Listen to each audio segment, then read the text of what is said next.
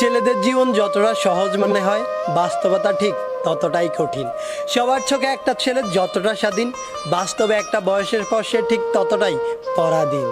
একটা ছেলেকে কখনোই দায়িত্ব শেখাতে হয় না। তার উপর ছেলেটা যদি হয় মধ্যবিত্ত, তাহলে তো শেখানোর আর কোনো কথাই আসে না। বাবার পরে যখন সংসারের হালটা ধরতে হয়, তখনই দায়িত্ব নামক শব্দটা আপনা আপনি তার মাথার মধ্যে ঢুকে যায়। আর তখনই সবচাইতে চঞ্চল ছেলেটাও একেবারে শান্ত হয়ে যায়। যেই ছেলেটা আগে মা বাবার কাছে আবদার করত, সেই ছেলেটাই আজ সবার আবদার পূরণ করতে শিরোধার্য। যেই ছেলেটা আগে কোনো কিছু না পেলে রাগ করত, সেই ছেলেটাই আজ নিজের শখ বিসর্জন দিয়ে ছোট ভাই বোনের শখ পূরণ করতে ব্যস্ত। ছেলে মানুষ মানেই তাদেরকে পাষাণ মনে করা হয়।